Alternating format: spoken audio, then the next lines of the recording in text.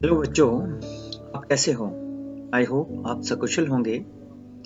और ऑनलाइन शिक्षा की अगली कड़ी में आपका आज का टॉपिक है संचयन भाग 2 में तीसरा चैप्टर, जो कि एक बहुत लंबी कहानी है जिसका शीर्षक है टोपी शुक्ला, और उसके लेखक हैं डॉक्टर राही मासूम रजा। तो आइए इस कहानी को पढ़ने से पूर्व इसके लर्निंग आउटकम्स जान लेते हैं। आप टोपी शुक्ला कहानी का उद्देश्य सार के रूप में लिख पाएंगे, अर्थात उस कहानी का क्या प्रमुख उद्देश्य है उसे अभिव्यक्त कर पाएंगे। टोपी और इफन दोनों के चरित्र की विशेषताएं लिख सकेंगे। तीसरा, टोपी और इफन की दादी एक अनजान अटूट रिश्ते में बन जाते हैं जो कि प्रेम का रिश्ता है। उसे जानकर आप एक सच्ची मित्रता विषय पर अनुच्छेद लिख पाने में समर्थ होंगे, अर्थात उसे लिख सकेंगे। तो टोपी शुक्ला कहानी राही मासूम रजा का एक प्रसिद्ध उपन्यास है। इस उपन्यास के एक अंश से यह स्पष्ट हुआ है कि किस प्रकार एक भरे पूरे परिवार में भी एक व्यक्ति अकेलापन महसूस करता है और अपने अपन की खोज में भटकता है। यानी ये कहानी दो परिवारों की धार्मिक कट्टरता की कहानी है, जिसमें एक हिंदू परिवार है जिसका प्रमुख पात्र है टोपी, और दूसरा मुस्लिम परिवार है जिसके प्रमुख पात्र हैं इफन और इफन की दादी। ये कहानी इन तीनों पात्रों के इर्द गिर्द घूमती है। तो आपने इसके अतिरिक्त और भी पात्र हैं, लेकिन ये प्रमुख पात्र हैं, जिसके कारण इस कहानी का पूरा ताना बाना बुना गया है। चलिए सबसे पहले आपको बताते हैं कि टोपी और इफन की मित्रता कैसे होती है, और इफन के घर के वातावरण को समझे बिना टोपी की कहानी अधूरी ही है। कहानी के दो मुख्य पात्र हैं, एक बलभद्र नारायण शुक्ला यानी टोपी का मुख्य नाम, और दूसरे हैं सैयद जरगाव मुर्तजा, उसका नाम है इफन। इफन के पिता सैयद मुर्तजा हुसैन भी हिंदुओं को अछुआ नहीं खाते थे, यानी वो भी कट्टर थे। परंतु वे मरे तो उन्होंने ये वसीयत नहीं की कि उनकी लाश को करबला ले जाया जाए। करबला ये मुसलमानों का धार्मिक स्थल है जहां पर उनके दफनाया जाता है उनकी लाश को। तो उन्होंने ये वसीयत नहीं की, क्योंकि वे चाहते थे कि उन्हें भारत में ही दफनाया जाए। इफन की दादी भी हिंदुओं का छुआ नहीं खाती थी, वे बड़ी नमाजी बीवी थी। परंतु जब उनके इकलौते बेटे को चेचक निकली तो वे चारपाई के पास एक टांग से खड़े होकर बोली, माता मोरे बच्चे को माफ कर दो। वे 9-10 वर्ष की आयु में ब्याह कर पूर्व से लखनऊ आई थी, यानी उस समय बड़ी जल्दी शादियां हो जाती थी, और मुस्लिम घरों में तो और भी जल्दी। वह जब तक भी जिंदा रही पूर्वी बोली बोलती रही, पूर्वी भाषा जिसमें उसका टच था। यह मौलवी की नहीं बल्कि एक जमींदार की बेटी थी, लेकिन मौलवी के घर में ब्याही गई थी, और जिस घर में ब्याही गई थी वहां पर दूध, दही और घी का अभाव था। अपने घर में उसके खूब दूध, दही और घी प्राप्त होता था। लखनऊ में आकर इन चीजों के लिए वे तरस गई, लेकिन जब वे मरी तो उन्हें बनारस के फातमैन में दफनाया गया था। टोपी का इफन की दादी से लगाव कैसे हुआ, यानी वे दोनों क्या कारण था कि इतने अनजान अटूट प्रेम के रिश्ते में बंध गए। जब इफन की दादी की मृत्यु हुई तो वह चौथी कक्षा में पढ़ता था, यानी दादी 70 साल की है और वह 8 साल का बच्चा है। टोपी से उसकी मुलाकात हुई थी। इफन को अपनी दादी से बड़ा प्यार था। तब वह पूर्वी बोली में कहानियां सुनाती थी तो इफन और टोपी खुश हो जाते थे। टोपी को इफन की दादी बड़ी अच्छी दिखाई देती थी और इसी कारण वह उसकी दादी से, इफन की दादी से प्यार करता था। लेकिन ये बात टोपी के घर वालों को पसंद नहीं थी। तो अचानक क्या होता है, भृगु नारायण शुक्ला जो कि टोपी के पिता हैं, उनके घर में आधुनिकता का वातावरण है, यानी मॉडर्न फैमिली है, लेकिन फिर भी विचार उनके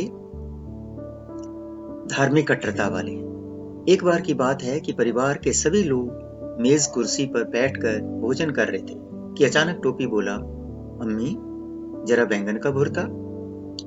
अम्मी शब्द सुनते ही सबके खाते खाते हाथ मेज पर एक साथ रुक गए और सब टोपी पर टूट पड़े कि तुमने ये टोपी शब्द कहां से सुना। तो जब टोपी ने जवाब दिया, ई हम इफन से सीखा है, तभी टोपी की मां राम दुलारी रो पड़ी। कौनो मियां के दोस्ती कर लही बाईकारे। यह सुनते ही सुभद्रा देवी भी आग बबूला होकर बोली, बहू तुमसे कहूं कि मेरे सामने ये गवारों की जवार ना बोला करो। यानी उसकी पूर्वी बोली, टोपी की मां की पूर्वी बोली उन्हें गवारों की भाषा लगती थी। अब डॉक्टर साहब को भी पता चल गया था कि टोपी ने कलेक्टर साहब के लड़के से दोस्ती कर ली है, यानी जो इफन के पिता थे वो कलेक्टर थे, उनसे दोस्ती कर ली। तो उन्होंने तुरंत अवसर का लाभ उठाया और कलेक्टर साहब से कपड़े तथा शक्कर का परमिट बना लिया। कहने का भाव कि टोपी और इफन की दोस्ती का उस टोपी के पिता ने ये लाभ उठाया कि वो कलेक्टर थे, तो उन्होंने अपने लिए परमिट बना लिया कपड़े और शक्कर का, ताकि वो अपना बिजनेस चला सके। अब क्या हुआ, वह मां के क्रोध का बड़ा शिकार हुआ, क्योंकि जब उसने अम्मी शब्द खाने की मेज पर बोला तो सारे घर वाले उस पर टूट पड़े। टोपी की दादी तो चिढ़कर अंदर चली गई, परंतु मां ने टोपी को बड़ी पिटाई की। फिर भी टोपी इस बात के लिए तैयार नहीं हुआ कि वह इफन के घर नहीं जाएगा। मुन्नी बाबू और भैरव टोपी के भाई ये नजारा सब देखते रहे, यानी टोपी के भाई और बहन कुछ नहीं बोले। उस दिन टोपी को बड़ा अकेलापन लगा। दूसरे दिन इफन से मिलकर उसने सारी बात बताई। ये सुनकर इफन कक्षा छोड़कर टोपी के साथ विद्यालय से बाहर निकला और केले की दुकान से केले खरीदकर टोपी को दिए। यानी दोनों दोस्त स्कूल से बंक मारकर बाहर निकल गए और वहां केले खरीद कर खाए, क्योंकि टोपी बहुत निराश था और इफन उसका बहुत अच्छा दोस्त था, इसलिए वह उसे खुश करना चाहता। वह जानता था कि टोपी केवल फल ही खाता है। इसी बीच टोपी अपनी दादी और इफन की दादी में तुलना करते हुए बोला, क्यों ना हम अपनी दादी बदल लें, क्योंकि टोपी को बहुत गुस्सा था अपनी दादी के प्रति। तभी अचानक क्या हुआ, एक बड़ी घटना घटी। नौकर ने आकर कहा कि इफन की दादी मर गई। अब क्या हुआ, टोपी के जीवन में सन्नाटा हो गया, अकेला पड़ गया। वह टोपी के घर इसलिए जाता था क्योंकि दादी से प्रेम करता था और दादी उसे कहानियां सुनाती थी, इसलिए वह उनके घर जाता था। वह कोई चीज खाने के लिए नहीं जाता था। तो इफन की दादी की मौत से वह उदास हो गया और शाम को वह इफन के घर गया तो सारा घर लोगों से भरा हुआ था, लेकिन उसे वह घर खाली खाली लग रहा था। एक दादी ना होने के कारण सारा घर उसे खाली खाली लगा। वह इफन के घर केवल दादी के कारण ही जो दाता था। तो परेशान होकर उसने इफन से कहा कि तोरी दादी की जगह मेरी दादी की मृत्यु हो गई होती। यानी वह कितना निराश था। एक और घटना घटी। 10 अक्टूबर का विशेष दिन आया उसके जीवन में। उस दिन क्या हुआ कि उसका जो खास दोस्त था इफन, उसके पिता का तबादला हो गया, यानी ट्रांसफर हो गई और वह एकदम टूट सा गया। एक तरफ दादी की मृत्यु से वह अकेला हो गया क्योंकि वह दादी से बहुत प्यार करता था, वह कहानियां सुनाती थी, इसलिए इरफान के घर जाता था। तो अब दूसरी घटना हुई कि उसके पापा का तबादला हो गया, ट्रांसफर हो गई। अब वह दोनों तरफ से अकेला हो गया, और ये हुआ था 10 अक्टूबर 1945 के दिन। उसी दिन उसने ये कसम खाई कि वह किसी ऐसे लड़के से मित्रता नहीं करेगा जिसके पिता की बदली होती हो। अब उनके पड़ोस में एक नए कलेक्टर आए, यानी इरफान के पिता के ट्रांसफर होने के बाद दूसरे कलेक्टर साहब आ गए। उनके 3 बच्चे थे, डब्बू, नीलू और गुड्डू। टोपी ने उनसे दोस्ती करनी चाहिए, लेकिन उनकी उससे दोस्ती नहीं हुई। कोठी के माली और चपरासी टोपी को अच्छी तरह जानते थे, इसलिए वह हिम्मत करके एक बार उनके घर गया। वे दोनों वहां से उनसे दोस्ती करना चाह रहा था। उस समय वे क्रिकेट खेल रहे थे। वे बड़े घमंडी किस्म के बच्चे थे, नए कलेक्टर साहब के। टोपी ने उनसे खेलना चाहा, किंतु किसी ने उनसे बात नहीं की। और जब क्रिकेट खेलते हुए उसने गेंद उठाई तो गुस्से में एक बच्चे ने उसके पीछे कुत्ता छोड़ दिया और कुत्ते ने उसे काट लिया। टोपी के पेट में 7 सुइयां लगी। तब से उसने उनके घर जाना ही छोड़ दिया। टोपी के घर वाले उसके इस अकेलेपन को नहीं समझ पा रहे थे। केवल घर की नौकरानी सीता थी जो इस परेशानी को जानती थी। इस प्रकार एक और पारिवारिक घटना टोपी के जीवन में घटी। सर्दियों के दिन थे। मुन्नी बाबू और भैरव के लिए कोट का नया कपड़ा आया, लेकिन टोपी को मुन्नी बाबू का ही पुराना कोट मिला, जो देखने में तो अच्छा था, किंतु था तो पुराना ही। टोपी ने क्रोध में वह कोट नौकरानी केतकी के बेटे को दे दिया। सबको नए कपड़े मिल रहे थे, उसे पुराना क्यों? ये देखकर दादी को गुस्सा आ गया। उन्होंने कहा, अब जाड़ा खा। इस बात पर वह दादी से उलझ गया। दादी ने आसमान सिर पर उठा लिया, जिसके कारण उसकी उस दिन बहुत पिटाई हुई।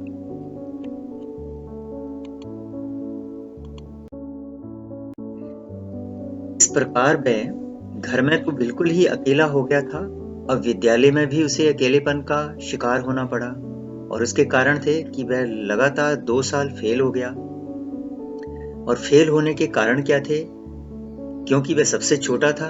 इस कारण पहली बार जब भी वह पढ़ाई करने बैठता तो घर वाले उसे किसी न किसी काम से बाहर काम के लिए भेज देते और वह पढ़ नहीं पाता। इस कारण वह फेल हो गया। और दूसरा सबसे बड़ा कारण यह था कि दूसरी बार उसे टाइफाइड हो गया, जिस कारण वह पढ़ नहीं पाया, फिर फेल हो गया। फिर जब वह स्कूल जाने लगा तो उस कक्षा में जिसमें वह बैठा हुआ था, उसके दोस्त अगली कक्षा में थे और वह वहां पर बड़ा सा लगता था। उसके साथ कोई दोस्ती नहीं करता था। अध्यापक उसका उदाहरण देते थे, उसे चिढ़ाते थे, बच्चे उसे चिढ़ाते थे। एक बार तो हद ही हो गई।